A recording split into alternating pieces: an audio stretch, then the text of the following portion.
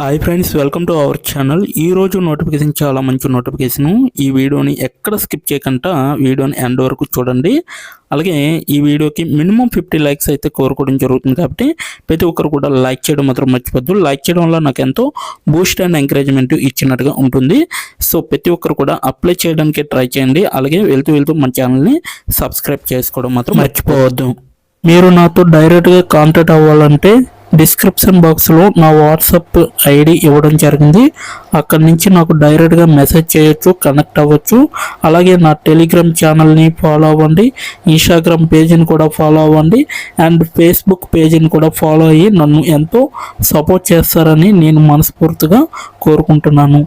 ఈరోజు నోటిఫికేషన్ వచ్చేసరికి మనకి ఫోన్పే నుంచి ఈ యొక్క వేకెన్సీ అనేది రావడం జరిగిందనమాట. ఇంటర్న్ ఎథిక్స్ అనే జాబ్ రోల్ అనమాట. బెంగళూరు, కర్ణాటక, భారతదేశంలో ఉంటుంది ఈ యొక్క వేకెన్సీ. 2 రోజుల క్రితమే ఇది పోస్ట్ చేయబడింది అనమాట. సో ఇప్పటి వరకు 100 మంది పైగా అప్లై చేసుకోవడం అనేది జరిగింది. ఆన్సైట్లో ఉంది. సో అంటే ఇంకా ఓపెన్లో ఉందన్నమాట. ఇంటర్న్షిప్గా మీరు ఇక్కడ వర్క్ చేయొచ్చు. ఎలా అప్లై చేయాలో కూడా వీడియో ఎండ్ వరకు చూస్తే మీకే అర్థమవుతుంది. కాబట్టి ఎండ్ వరకు చూడండి, ఎక్కడ స్కిప్ చేయకుండా.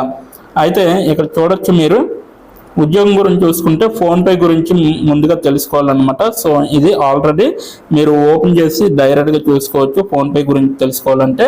సో ఇక్కడ స్థానం, లక్ష్యం అనేసి ఇవ్వడం జరిగింది కదా. ఫోన్పే గ్రూప్లో ఎథిక్స్ మరియు పోస్ట్ 1 ప్రోగ్రామ్కు మద్దతు ఇవ్వడానికి ఈ స్థాన బాధ్యత వహిస్తుందన్నమాట.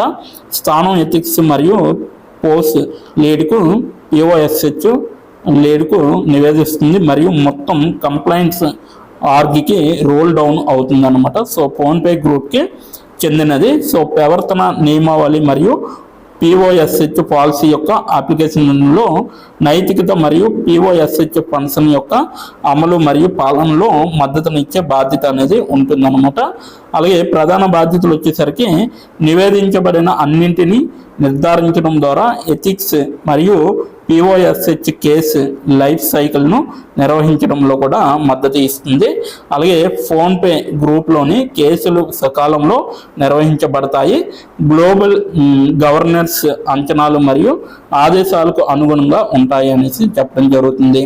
అలాగే కంపెనీ కేస్ మేనేజ్మెంట్ను అభివృద్ధి చేయడము, అలాగే పర్యవేక్షించడం మరియు నివేదించడంలో మద్దతు ఇస్తుంది అనేసి కూడా క్లియర్గా చెప్పడం జరుగుతుంది. అలాగే కొలమానాలు మరియు కేస్ మేనేజ్మెంట్లో టూల్లో కేసులు క్రియాశీల నవీకరణను నిర్ధారించడం కూడా మీకు తెలియాలి అన్నమాట. సో ఇది కూడా ఇక్కడ క్లియర్గా మనకి మెన్షన్ చేయడం జరిగింది. డ్రాఫ్టింగ్ ప్రక్రియలు మరియు నీతి మరియు సో POSH పరిశోధకులతో సన్నిహితంగా పనిచేయడం అనేది మీకు తెలిసి ఉండాలి. ప్రక్రియను నడపడానికి మరియు కేసుల సకాలంలో ముగింపును నిర్ధారించడానికి కూడా మీకు చాలా అవసరం అన్నమాట. ఎథిక్స్ మరియు POSH శిక్షణ అభివృద్ధి మరియు అమలుకు దోహదం చేస్తుంది మరియు శిక్షణ కంటెంట్ అభివృద్ధితో సహా అవగాహన కార్యక్రమం, శిక్షణ సెషన్లు డెలివరీ మరియు ట్రాకింగ్ చేయడం అనేది కూడా చాలా అవసరం అన్నమాట. ఇక్కడ అవసరమైన నైపుణ్యాలు మరియు జ్ఞానం అనేసి ఇవ్వడం జరిగింది. కీలక నైపుణ్యాలు వచ్చేసరికి అసాధారణమైన రాత మరియు మౌఖిక కమ్యూనికేషన్ నైపుణ్యాలు ఉండాలి. అలాగే ప్రాక్టికల్, టెక్నికల్ మరియు ప్రొఫెషనల్ నాలెడ్జ్ స్కిల్స్ అనేవి మీకు ఉండాలి. లెవెల్ వర్కింగ్ నాలెడ్జ్ అనేది కూడా మీకు చాలా అవసరం. అదనపు స్కిల్స్ అలాగే అండ్ నాలెడ్జ్, సౌండ్ జడ్జిమెంట్ చేసే సామర్థ్యం, అలాగే మంచి సంస్థాగత మరియు సమయ నిర్వహణ నైపుణ్యాలు అనేవి చాలా అవసరం. అలాగే వేగవంతమైన వాతావరణంలో పోటీ ప్రాధాన్యతలను నిర్వహించగలిగే సామర్థ్యం అనేది కూడా మీకు చాలా అవసరం. Office suit, Google work space, సాగర యాప్లు మొదలైనవి వాటితో ప్రావీణ్యంతో సహా ప్రాథమిక వ్యాపార IT నైపుణ్యాలు అనేవి చాలా అవసరం అన్నమాట. ఓకేనా.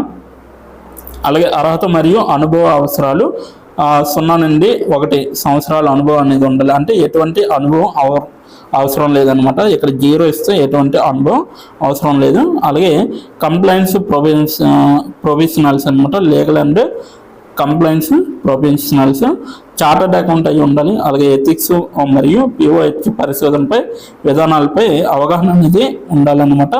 సంబంధిత HR, లీగల్ మరియు లేదా సమ్మతి ప్రాంతాల అవగాహన ప్రాధాన్యత ఇవ్వబడుతుంది అనేసి చెప్పడం జరుగుతుంది. అలాగే ఫోన్పే పూర్తి సమయం ఉద్యోగ ప్రయోజనాలు వచ్చేసరికి ఇంటర్నెట్ లేదా కాంట్రాక్ట్ పాత్రలకు వర్తించదు అనేసి ఇవ్వడం జరుగుతుంది. బీమా ప్రయోజనాలు వచ్చేసరికి medical insurance, critical illness insurance, accidental insurance, life insurance అనేవి ఉంటాయి. వెల్నెస్ ప్రోగ్రామ్ అనేది కూడా ఉంటుంది. ఎంప్లాయ్ అసిస్టెన్స్ ప్రోగ్రామ్ అనేది ఉంటుంది. ఆన్సైట్ మెడికల్ సెంటర్, అలాగే ఎమర్జెన్సీ రిపోర్ట్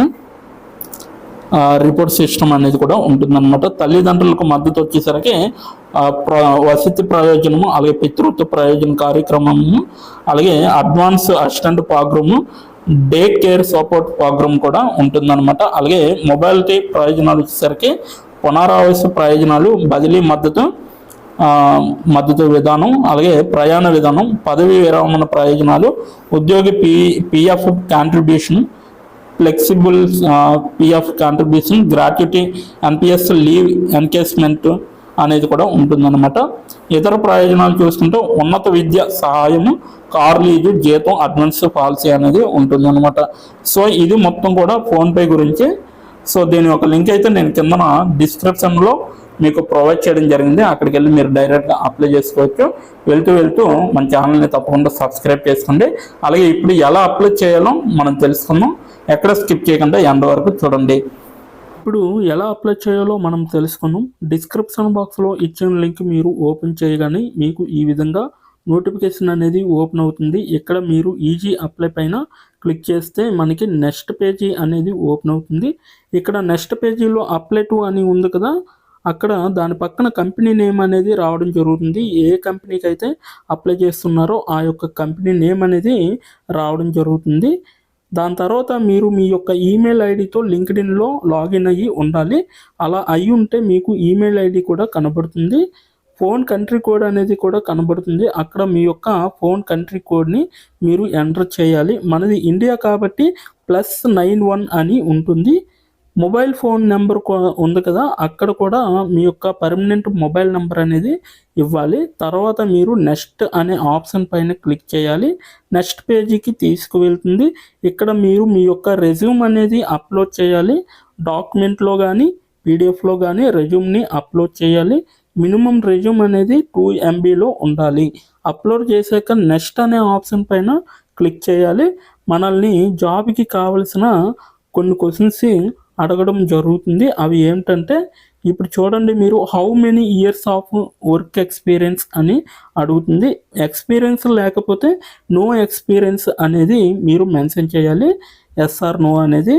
అది కూడా ఎటువంటి ఎక్స్పీరియన్స్ అవసరం లేదు అని అప్లికేషన్లో మెన్షన్ చేస్తే అప్పుడు మీరు నో ఎక్స్పీరియన్స్ అని టైప్ చేయాలి.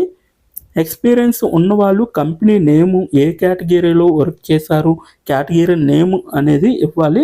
కంపెనీలో ఎప్పుడైతే జాయిన్ అయ్యారో స్టార్ట్ డేట్ అనేది ఇవ్వాలి. మీరు ఎప్పుడు మానివేశారో అంటే ఆ కంపెనీ నుంచి మీరు ఎప్పుడు లీవ్ అయ్యారో ఎండ్ డేట్ కూడా మీరు ఇవ్వాలి.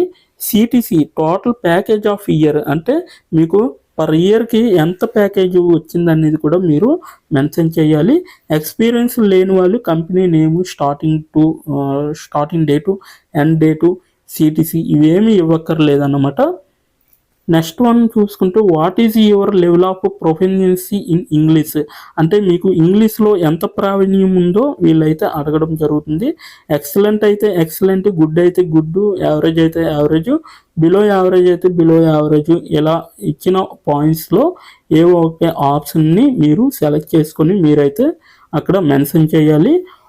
నెక్స్ట్ పాయింట్ చూసుకుంటే హౌ మచ్ శాలరీ ఎక్స్పెక్టేషన్స్, ఈ కంపెనీ నుంచి మీకు ఎంత శాలరీ కావాలనేది అడగడం జరుగుతుంది. అది కూడా మీరు మెన్షన్ చేయొచ్చు. నెక్స్ట్ పాయింట్ చూసుకుంటే how did you see this job అంటే మీరు ఈ జాబ్ని ఎక్కడి నుంచి చూసారో అని అడగడం జరిగింది.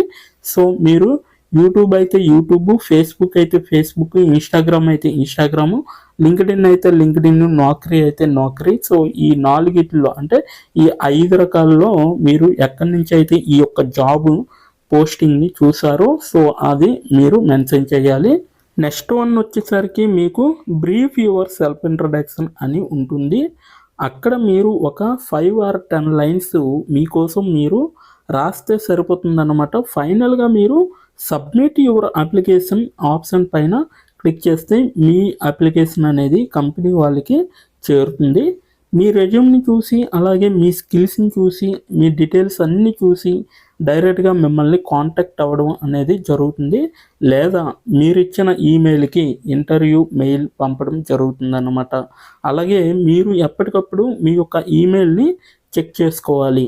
సో ఇదన్నమాట మొత్తం అప్లై చేయవలసిన ప్రాసెస్. నోటిఫికేషన్ పూర్తి డీటెయిల్స్ చూస్తారు కదా, ఇంకెందుకు ఆలస్యం, వెంటనే అప్లై చేసుకోండి. ప్రతి ఒక్కరు కూడా ఈ నోటిఫికేషన్కి అప్లై చేసుకుంటారని కోరుకుంటున్నాను. ఇప్పటి వరకు ఈ వీడియోని చూసిన ప్రతి ఒక్కరికి చాలా చాలా థ్యాంక్స్ ఫర్ వాచింగ్.